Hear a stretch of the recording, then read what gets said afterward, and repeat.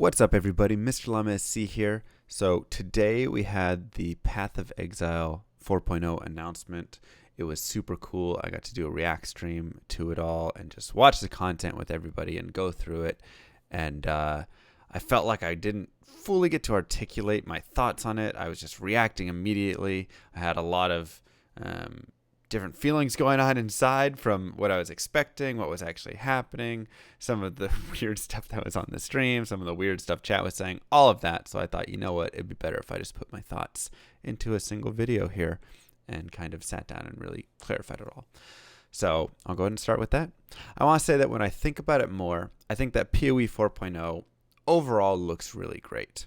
Initially, from the way that they were chatting and marketing the content, I was expecting to see something more like a shift in how the game was played, right? Such as when you look at Diablo 1 versus Diablo 2 versus even Diablo 3 or StarCraft 1 to StarCraft 2, right? Obviously, I'm using Blizzard examples because I love these games, but, you know, seeing games jump Zelda Ocarina of Time to Zelda Wind Waker to Zelda Breath of the Wild, right? Where there's these large, massive shifts in the way that the game is played.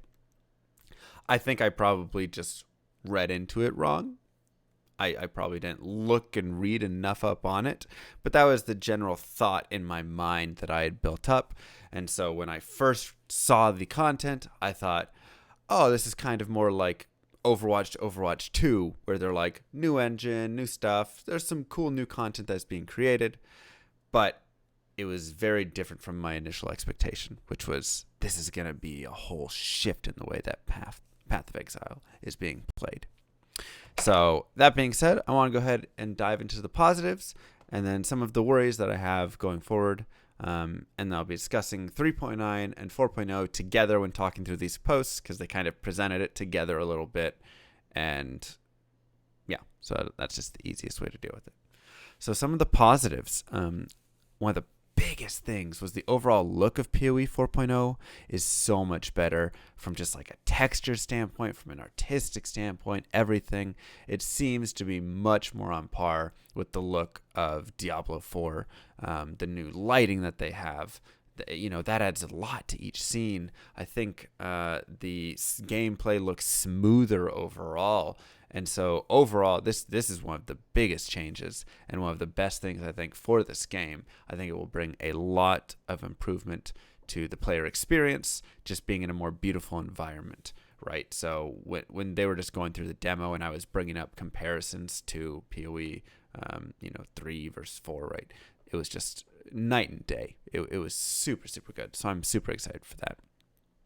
Second thing I think is really cool, new feature is the way the new Atlas is going to work. It upgrades, or it has the ability to upgrade all maps to T14s by socketing into the Atlas itself. And they were talking about like socketing unique things in there. So I'm guessing that would add unique modifiers to all of the maps in some way. It also fixes sextants, right? So you don't have to deal with all the weird radius stuff. It allows you to kind of build content a little bit in the way that you want. Do I want to keep these certain maps lower level for farming specific kind of item or currency, whatever? Do I want to raise them up to high levels? Whatever it is. I always like the idea of having more choice, and I think this is a great way to give more choice without blowing crazy things out of the water or whatever. The third thing I want to bring up is the new Metamorph League. I think it looks interesting. I like the idea of creating your own custom boss. So I thought that was like a super interesting way that they, or just idea, like a really unique idea that I haven't really seen before. Having a boss that you build that can shift into different bosses as you're fighting it. So you're having to like really, in the moment, think about, oh crap, it's this boss and he has these attacks and so I need to dodge like this. Oh, now it's this boss, I need to dodge like this. So it's one of those things where like the more knowledge you have of the game, the better you'll be able to fight it. But I think it's really cool. I love that for a new league. So I'll definitely give that one a try. A smaller thing that I like the new character screen that they had. I think it made things easier to see rather than before you have like, offense and defense. You have like different tabs to click through and it's all stats kind of mingled in. It was really hard to see before, and now it just looks a lot better. You just have like life and mana, and like your 4 resistances, and they're kind of separated and easy to see in their values, and your armor and evasion. It's a very good system in my mind. It's a good screen that I always felt like was clunky and needed to be cleaned up, and I think they finally did that. So I'm very happy with that change. Overall, there's a lot of new content that is being added in. So like I said, it's more than Overwatch 2 in the, in terms of that expansion, as you've seen that as like kind of an example, because it's not a new game. But like there's a whole new campaign that you get to play along in. There's 19 new ascendancies, right? There's new currencies. There's new skills and gems and things. So there's a lot of content that is being added, right? This is a big addition to the game in terms of just things that they're putting into it. So overall, I think that's really cool. I think it'll bring a lot of freshness and variety, and things like what they're doing with the ascendancies. So these new ones are going to be in the new campaign, and you can like unlock them and then unlock the old ones and pick which ones you want to use. They also talked about taking them out of the lab in some way and having them exist somewhere else. They didn't really give a lot of details on that. But it seems cool. It seems like they're doing a lot of stuff to change it up still. The new socket system, I'll talk more about that later, but the thing that I did like a lot about it is it removes the annoyance of switching your gems around in your gear. Just whenever you want to change, let me move this, and wait, which one is my actual gem that I need to, right? It's just like, it's a whole hassle. So I think that's a really great change. It also simplifies a few things, like only allowing support gems to go into skills that it can actually support. So I think that's super nice, because I know for me, even having a few hundred hours in the game, it was really confusing. I'd still be sitting there a lot of times scratching my head like, does this support gem work with this specific gem? And is it going to... Now it's like, I don't have to know that, right? It'll just say, you can't put those together. And that's good, right? I think that that's a nice, helpful thing that just removes a complication that added no real depth. That was just like extra knowledge you had to have just to have it, sort of thing. They also talked about racing. They hinted at having cool race events in the future. Obviously, as a speedrunner, that speaks to me. I love racing, so super cool. And I love watching the races, even if, I've participated in some of them, but even if I don't participate in all of them, I really just enjoy watching races. So the fact that they were talking about doing some of those, that's really interesting. And then they also mentioned like Battle Royale having potential to come back in the future, which that was a fun, silly game mode that they added for April Fools, and people loved it. And so I think that could be, just a nice side game to bring in. Once again, it's those little pieces of content that I think really give a game some personality. And so, I think that that's something that I'm excited to bring back. So that kind of wraps up a lot of the like really big positives. Obviously, there's some more stuff like, oh, there's metamorphosis, and that looked kind of cool. There's a lot of like little things like that, but I felt like those were some of the big things that stood out to me. Some of the worries that stood out to me, the biggest one goes in hand with them wanting to talk about increasing difficulty in Endgame. Now, I like that idea. I love the idea of Endgame content being harder and it being more difficult to deal with all that stuff. But when they were talking about how they were planning on doing it, they were just really mentioning monster HP. They were just like, well, there will be more monster HP, and that's what we're working with right now, and we're trying to figure it out. And for me, I trust that they're going to try a lot of different things to increase endgame difficulty, and hopefully they come up with stuff that I can't think of or is, above my head. And whatever, right? I'm not claiming to be a master ARPG creator or anything like that. But I think looking at it right now, I think it's going to prove harder than before without making changes to the game power overall, right? It's a similar problem, in my opinion, to Diablo 3, where you have builds with such a variance in damage that how do you effectively balance something like content, a monster, right? How do you make content more difficult when you have one build that can do 50 million damage. There are builds that can do 50 million damage, by the way. And then many builds that do 50,000 damage, 100,000 damage, 200,000 damage, right? Like when the multiplier of damage can be that much, and obviously 50 million isn't like every build ever. That's probably like top of the top builds. But when you can have such a large variance in damage like that, how do you create a balanced monster to be fought in there? And this is why, one, I always say I love the idea of like having a game balanced more around PvP, because it forces you to consider that more. But additionally, I'll plug Diablo 2 in here, right? I think this is one of the things the game does best. Most top-end builds only do a couple times more damage at best of lower-end builds, right? I can run a sorceress with Nova and I can beat the game. It might take a lot longer. It might be a lot harder. It might be whatever, but like I can get through the whole game. I can get through all the content. I can beat it. And it might be doing a few thousand damage. And then you have your top end builds that are doing like, tens of thousands. So it's like you have a multiplier of like a few times.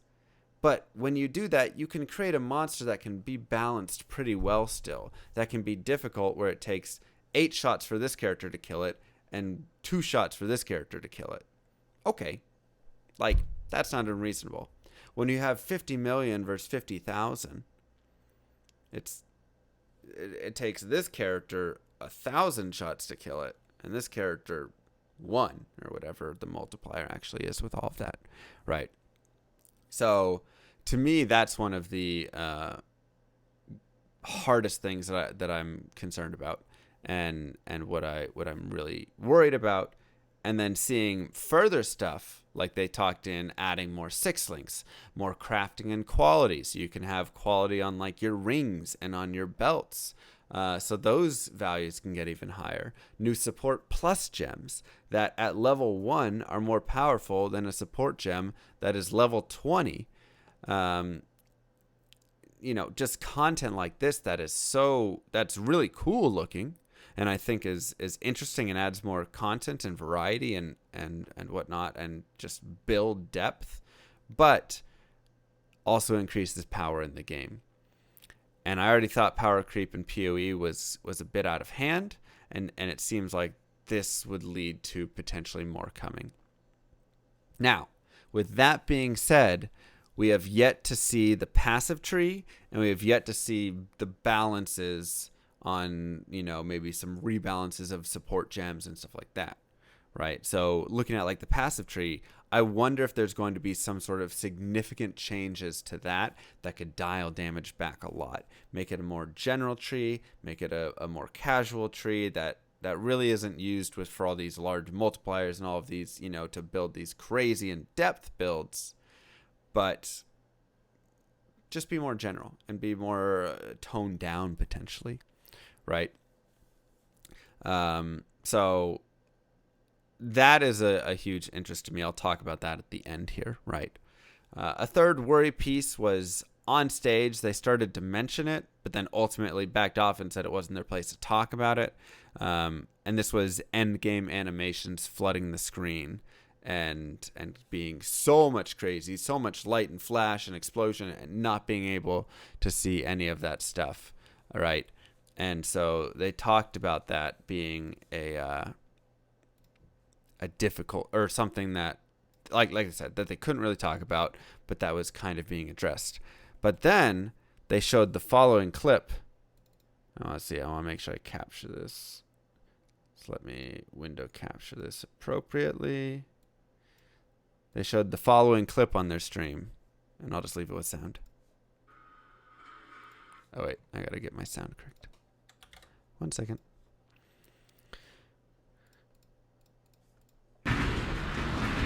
And the lag, they said, was coming just from the stream and not from the actual video at ExileCon.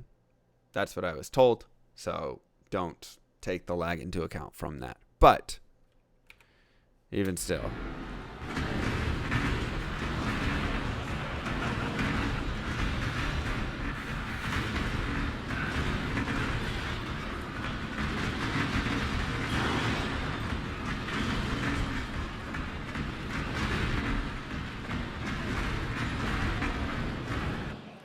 graphics card. So you're probably wondering what's going to happen to shape. So, like, even with solid FPS, this still showcases my current largest complaint with Path of Exile.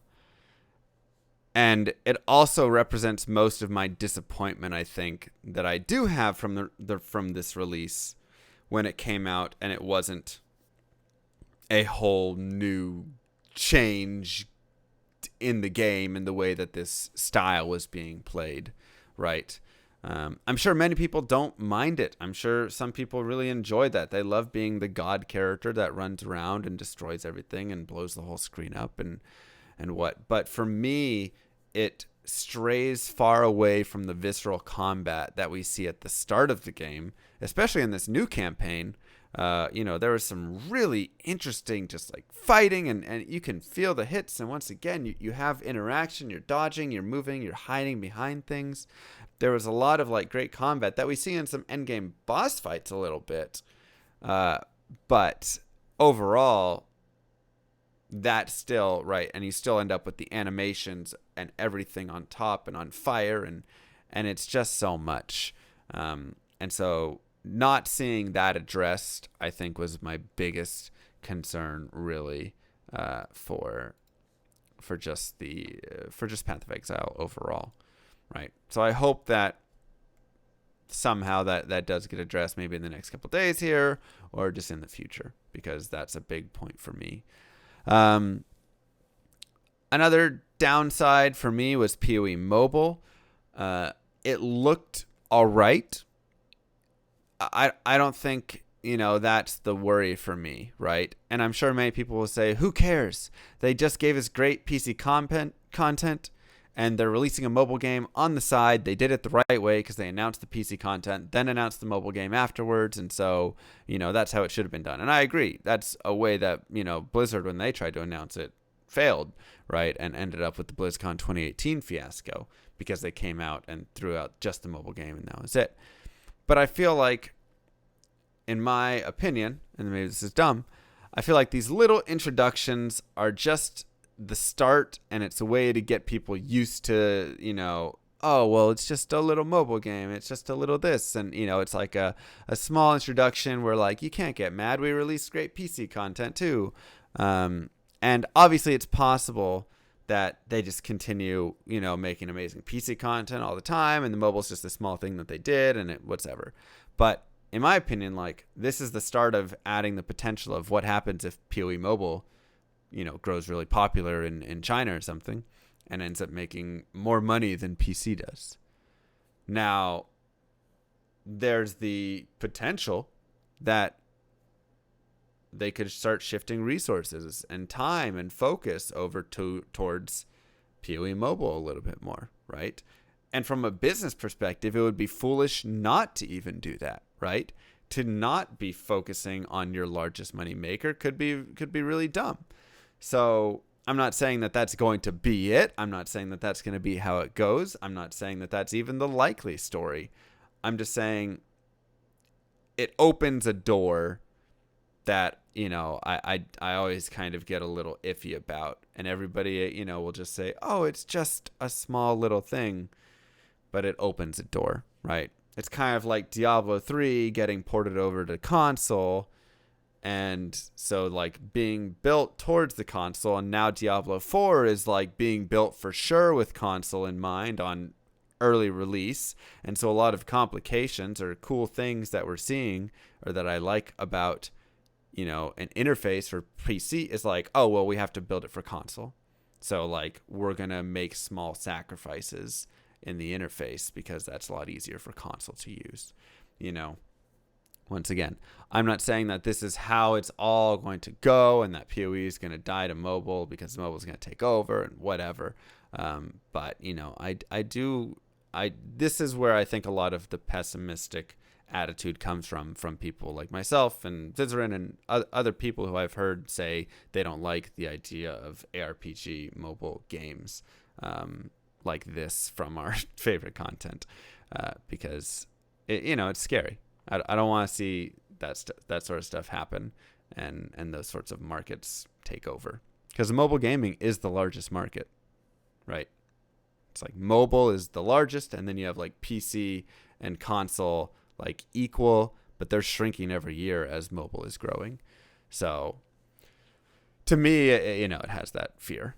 Moving on, I was actually, and this is something I really want to say, I was really saddened when I was streaming this and just reading through, comments to see what people were, who were as excited and all of that stuff.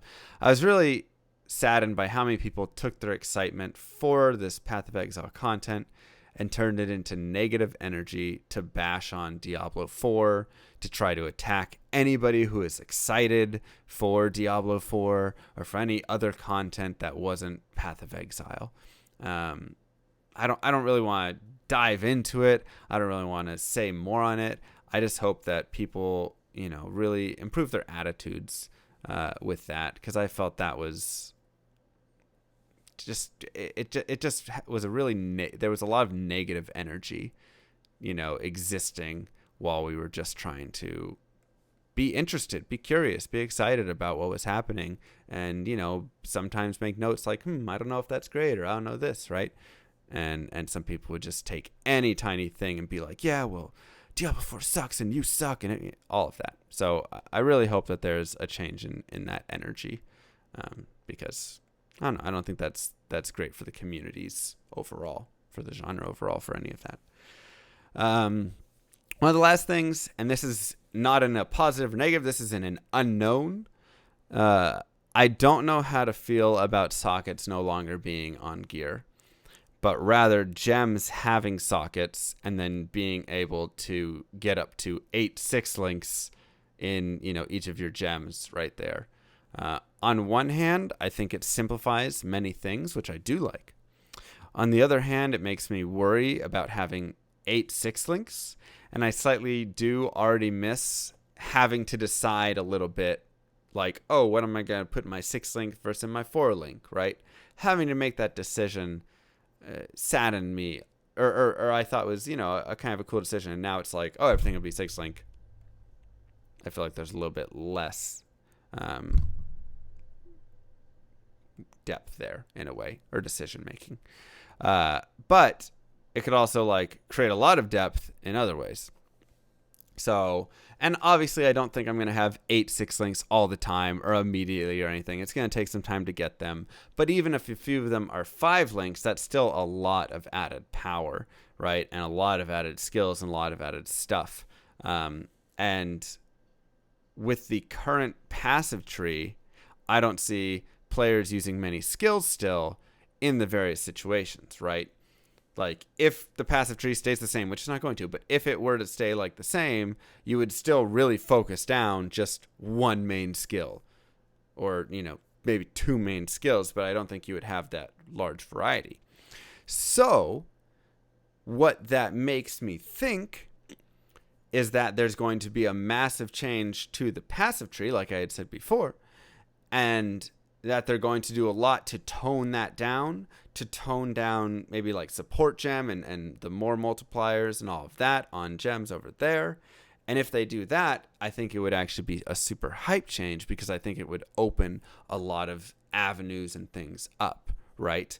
All of a sudden, if you rebalance damage way down by taking a lot of those pieces out, and you tone the tree and make it a bit more general, I think you can have a lot more skills that you can use in very different situations. And so you're taking some depth out of maybe the tree itself a little bit, but you're adding that depth into the combat in the game instead. And this could also allow for endgame content to be improved, right? And more difficult, because now, oh, I have, this skill is really good for this kind of CC. This skill is my big AoE damage. This one I use for single target fire damage, which is good against these kinds of monsters. This one I use for single target chaos damage. You can run a large variety of different skills to be used in different situations. And if you're using different skills in different situations, you're not just clearing the whole screen all at the same time, right? So I think that there is potential for that to be a massively amazing change that could solve a lot of the pace issues that I believe are currently existing in the game, while also adding a new depth while removing some other complication and maybe depth from somewhere else, right? So I don't think that it would destroy the game at all or dumb it down too much. You might have to dumb down a tiny piece, but then you open up a whole new section of the game that I feel like is really lost, which is the combat in the game. So in my opinion, if they make that sort of adjustment, I think that would be one of the best things ever, and could get me, like, especially for me, that would get me the most excited about Path of Exile and the most hyped for it. So anyways, all in all, I think that Peewee did a great job continuing the series. I know there are definitely a few large things that I hope to see addressed by other changes. But I think overall, the majority of players will see this as a win.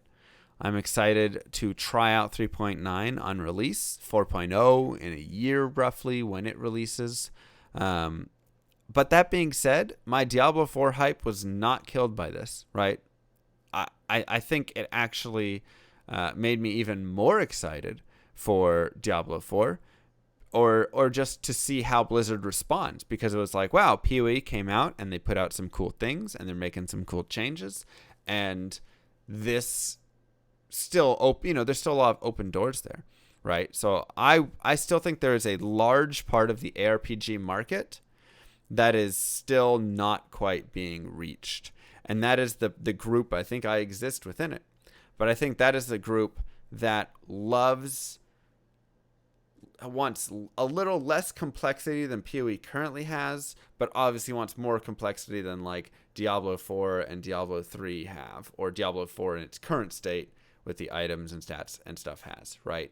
So I don't want attack and defense, but also Peewee has a bajillion different stats sort of things. And when I'm like trying to theory craft builds and things, like stuff gets kind of, it's a lot. Right. I don't think anybody can deny that Path of Exile is very complicated. So I think there's a large section that's still not being reached in the middle.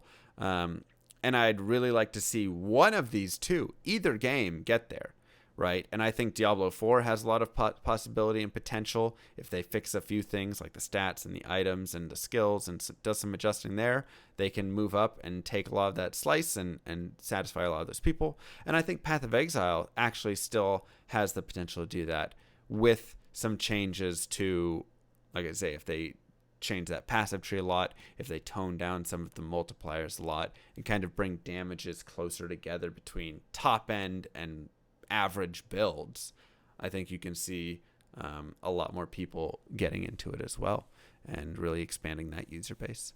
So that's my thoughts on it. I hope you guys enjoyed, and I will catch you guys later. Peace out, YouTube.